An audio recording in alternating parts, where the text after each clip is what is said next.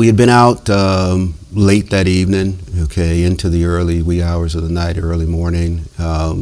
Made it home, was safe, and then just reflected upon what happened with the reality that this is not the life, that I want to lead. Right. That if I don't, and during that time, unfortunately, a number of the individuals that we kind of hung out with during that time, unfortunately, a lot of them lost their lives for one reason or another during that time. But and that affects you, but when it's so close to home and it's you, then you realize and recognize that this is not the life for you. And if you don't change, if you don't make a different decision, then your life will be over. This is a journey. Let me take you on a journey. There will still be The journey. The journey. New sheriff in town, and his name is The journey. Journey. This thing is bigger than Nino Brown. This is The journey. The journey. What is it that moved you? The journey. The journey. The journey. The journey. The journey. The Journey Memphis is being generously supported by Nike's Black Community Commitment and Methodist Labanner Healthcare. Welcome back to another episode of The Journey.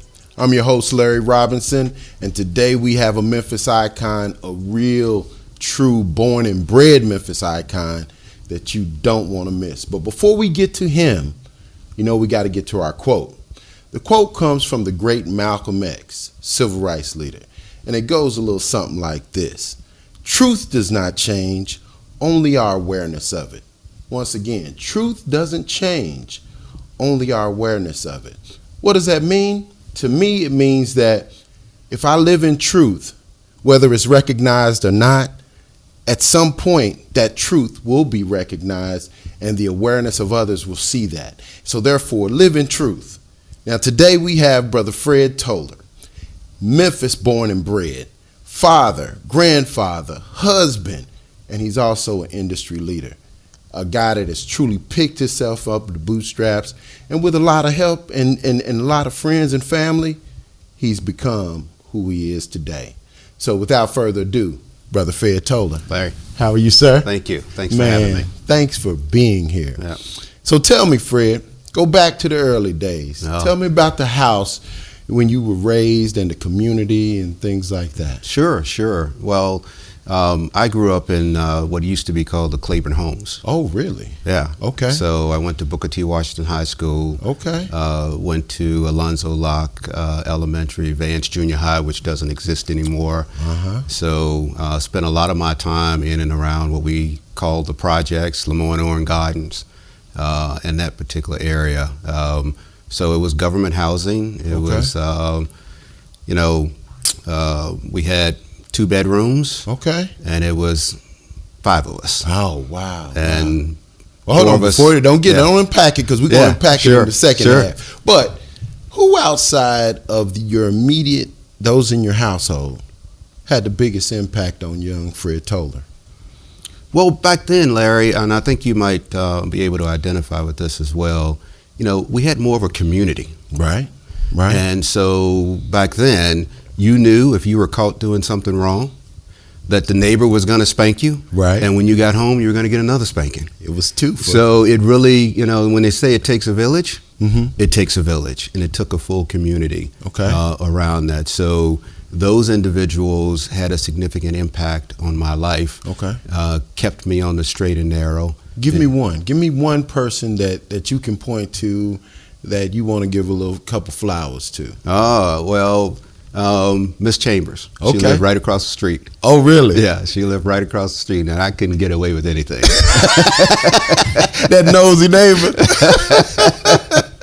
Now, what about Miss Chambers? And then Miss Dixon that lived right next door as well. So, and then there was a gentleman by the name of Danny Dixon, who ultimately went on to become a Memphis police officer and has since then retired. Okay. But he played an important part and a role in my life as well. Okay. As a matter of fact, we didn't realize it, but later in life, we wound up living in the same neighborhood and him right down the street. Oh, wow. And I'm telling on him, but we used to call him Danny Boy. Oh, wow. Yeah, so, but Danny Boy, in an environment where you've got a single parent home, you have a lot of mothers and a lot of fathers that are not in that immediate family that are looking out for you. Okay. What decision did you make as a young person that ultimately had a lifelong impact, even though you may not have known it at the time? Well, growing up in our area, it was obviously not one of the safest areas of the city. And there was a lot of opportunity to go down, a number of different paths. Right. I had my brush with gangs and violence and all the others. So I think one of the most important decisions was realizing that I needed a different path than the path that I was going down. What happened to kind of make you realize that? Was there a seminal moment? Yeah, there were a couple situations where I could have been incarcerated because I was hanging out with the wrong people. Right. Came close to a brush with losing my life. Again, because I was hanging out with the wrong people. Okay. And then realizing that I needed to have a better life for myself. Got it. But then also, my mother played an incredibly important, role in my life. I am where I am. I am who I am because she loved me. Fantastic. How different are you from the person you dreamed you would be? I always dreamed I'd be a ball player. Yeah. Well, we probably all dreamed that we were a ball player, back in that time growing up. I guess I'm very different than where I thought. Okay. Quite frankly, I didn't know if I was going to make it out. Really? Number one.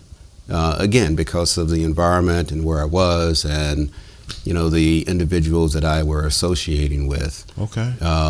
So I had probably low aspirations in terms of, what I wanted for my life. I knew I wanted to, get a good job and, have a decent pay and that type of thing. Right. At one point I wanted to go to the military, but my mother said, no, that's not happening. You're going to college. Right. And I thank her for that, every day because that's a lot of the reason why I am who I am today. But I think back on those times and, I didn't have big dreams at the time.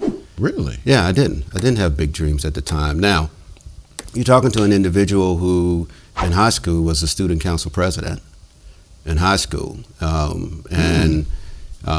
Right about that time, I thought about, as everyone is in that time in their young life, as they're beginning to graduate, what is it that you want to do? What do you want to major in? I knew I was going to college, so I thought I wanted to be an accountant at the time. Okay. And what I didn't realize is that if you can call that a dream, that dream there was part of probably one of the best decisions I probably made because I had the opportunity to engage with someone who called me up and said, hey, I read this article about you in the Tri-State Defender.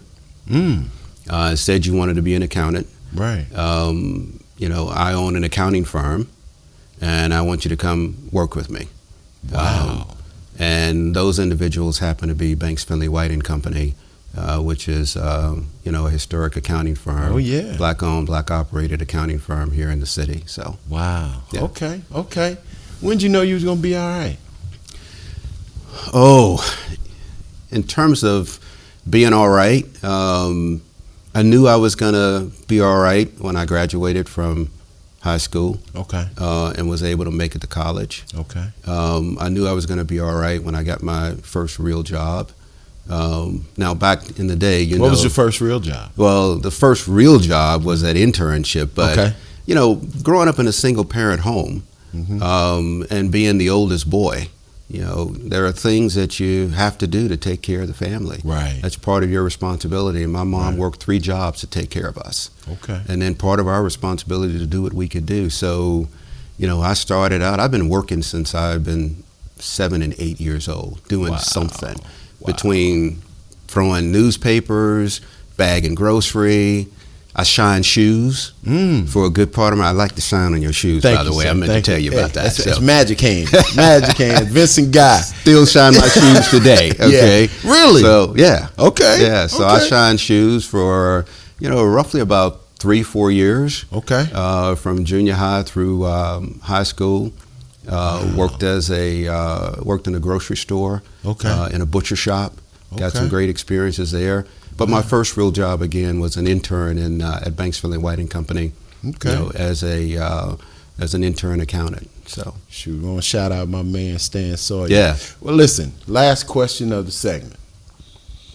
Every brother that I know Sure. has a moment Yep. where they realize they were black. What was that moment for you? Before you answer, listen, we're going to be right back on the journey where Brother Fred Towler is going to tell us when he realized he was a brother. Stay right there. We're going to be right back on the journey on the Kazukian Network. This is a journey. Let me take you on a journey. Success in life is not a straight line. There are twists and turns in everyone's life, and the more you know about their story, the more you'll understand the process. Kazukian Media Group proudly presents The Journey, a show that features successful black men in Memphis telling their stories of their lives and the ups and downs they've encountered on their ultimate road to success. We believe The Journey will encourage young men and help them see that life is a journey.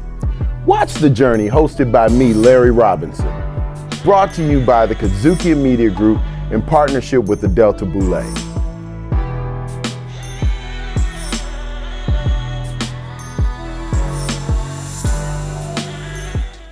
Welcome back to The Journey. Didn't I tell you? Didn't I tell you we had an awesome Memphis icon? Listen, we're going to keep bringing them.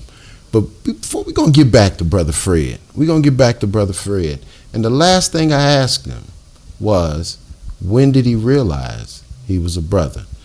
So, Fred. You know, Larry, as I kind of think about that, you know, back in our day and back when we were growing up, you have to grow up, quite frankly, pretty fast. Okay. And you learn that you are black very early. Okay. All right, in life. Okay. Because of the circumstances and the environment that you're around. Okay. So, and in that particular environment, some of the things that made me realize that, you know, I was black and I had to be a man. Mm-hmm. I can remember the day I was in junior high school. Mm-hmm. And, you know. Advanced middle, huh? Yeah. Okay. Yeah. And I used to get chased home because I was being bullied. Now, this was before I decided to go down that path of being associated with individuals I probably should not have been associated with, but at the same time. So I would run home every day. Okay. And my mom, she knew that I was being chased. Okay. So this day I'm running home, and I get to the door, and the door is locked. And my mom's standing on the other side. She said, "You're not coming in." So, what do you mean I'm not coming in? I'm banging on the door, let me in. They're chasing me. She said, "You're going to have to fight. Wow. You're going to have to grow up, and you're going to have to be a man, and you're going to have to fight. Because that's what you're going to be faced with in your life, is being able to know when to flee and when to fight." Okay. So, I fought. Okay. I didn't win. At least I don't think I won. Right. It didn't feel like a win. It didn't feel like it. But it was a very powerful lesson for me on that day. Okay. And what I've learned ever since then is the recognition and the understanding, you know, that you do your very best to accommodate as much as you possibly can, but at the end of the day, you've got to be a man. Right. And you got to realize that you have a responsibility to be a man. And as a black man, you know, what tends to happen is that we travel in a lot of different circles, and there's a lot of things that happen to us that we experience that non-black men experience. Right. Okay? It's just the nature of the beast. We're different. And when you experience those things, you have to understand and determine how are you going to translate those things so it becomes power for you. Right. And doesn't become something that takes away from your power.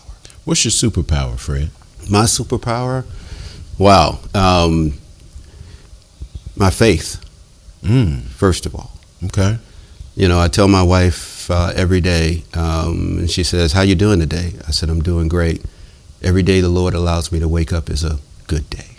I got you. So your faith, my faith, is my superpower. Okay. My family, all right, is important to me, and my family becomes part of that superpower network that I have.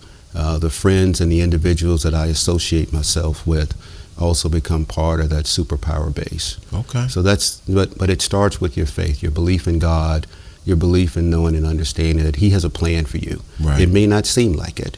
You may not understand why things are happening to you, but our Lord, our God, has a plan for you. When did you know that God was such a big influence in your life? Yeah, so we've been going to church ever since we can remember. Ain't that the truth? Yeah. So I grew up in the Church of Christ. Okay. It was Vance Avenue Church of Christ at the time. And again, lived in the projects. Right. So if you're familiar with Vance and Lauderdale, yes, sir. Okay, that's the stomping ground. That's where I grew up. Right.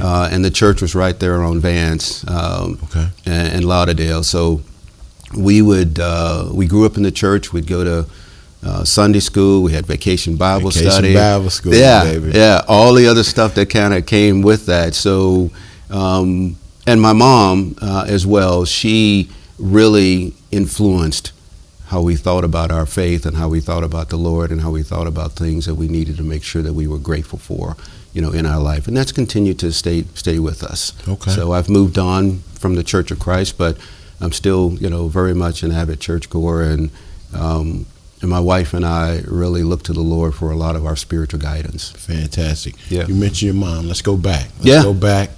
Tell me about the household. You was the oldest of 5, right? Yeah. So, and actually, I have twin sisters. Okay. And they're 1 year older than me, and I have 2 younger brothers. Oh. So I'm the middle kid, but I was the oldest boy at the house. Oh, oldest boy. Okay. So I was the oldest boy at the house, and that means responsibility. Right. Okay. Right. I think you might know something about that. Oh yeah. Oh yeah. But my mom was a school teacher. Okay. And she was a disciplinarian as well. So she did not spare the rod. Well, that's what I want. I want to get to that part.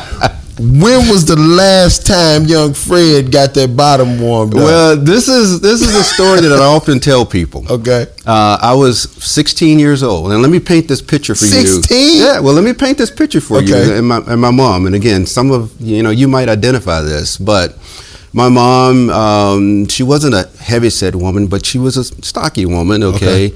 And I had done something. I don't remember what it was. I was 16 years old, and I told her I'm too old to take a whipping. Ooh. And I told her I'm not going to take a whipping. So she had her belt in her hand, and she said, okay. She put the belt down, and she decked me. Whoa. So I picked myself up off the ground. And bless her soul, I mean, she passed away a few years ago, but we would all laugh about that, and we would tell her, that, hey, back in today's environment, that might be considered child abuse. Right. What she would always say to us is that, but look how you turned out. Absolutely. You turned out okay, didn't you? Right. And I'm like, yeah, you're right, Mom, and I love you for it. But again, I am who I am because she loved me, and she was willing to take me there with the knowledge and the understanding that, okay, this is a lesson for you, and you will learn this lesson. And yeah, you might think you're too old, right? But you're never too old to get your butt knocked off, right? And so you can preach that one. Yeah, you can preach that one. Yeah. So, what's the fondest memory of your childhood? Fondest memory of my childhood, and I often talk about this, is we would stay outside and play basketball until the sun was beginning to set, and you knew that as soon as that sun went down, you better be inside the house. Street lights. Don't let the street lights catch you. But again, something else that you can identify with: we take a milk crate and sir. cut out the bottom of the milk crate and tack it to a telephone pole, and we're out there on dirt and we're playing basketball, street ball. Wow. Street ball. So that was probably some of the most fun times I had. Just the idea of being outside and just having good fun, with your friends. Right. And doing the things that, too often today, unfortunately, sometimes, kids at the age today, they don't get the opportunity to do. They're, preoccupied with other things sometimes. You mentioned in the first segment that Yeah. you almost lost your life. Yeah, I'm imagining that's one of the worst memories. yeah. Can you unpack that a little bit? Yeah, sure. And again, I was in an environment where I was hanging out with the wrong crowd. Okay. All right. I was part of a gang, or at least I thought I was part of a gang. Okay. Okay.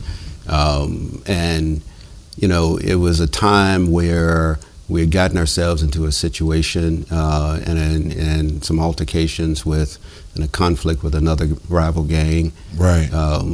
And clearly we were in places where we shouldn't have been. We were doing things we should not have been doing. Right. There were weapons involved. Oh, wow. From that particular perspective. Okay. And it could have been an environment where I could have lost my life. Absolutely. So that was one of those awakening moments. Absolutely.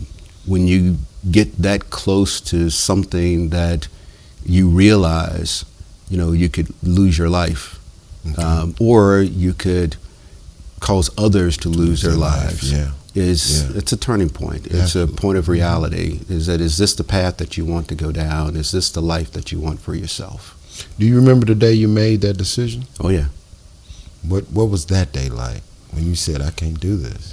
Well, we had been out late that evening, into the early wee hours of the night, early morning, made it home, was safe, Got it. and then just reflected upon what happened with the reality that this is not the life, that I want to lead. Right. That if I don't, and during that time, unfortunately, a number of the individuals that we kind of hung out with during that time, unfortunately, a lot of them lost their lives for one reason or another during that time. But and that affects you. But when it's so close to home, Right. and it's you, Right. then you realize and recognize that this is not the life for you. And if you don't change, if you don't make a different decision, then your life will be over. Fantastic, man. I'm glad you received that message. And I'm glad I received a message too, lad. What role did Memphis play in your transition to adulthood?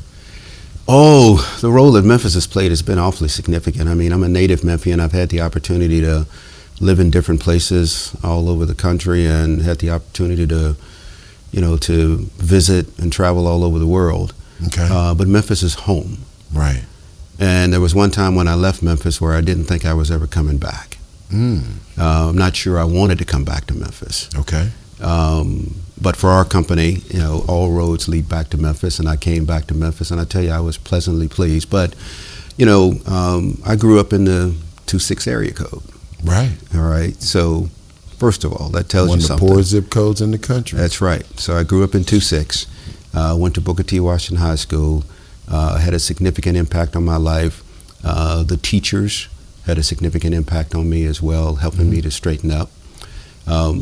Also attended the University of Memphis.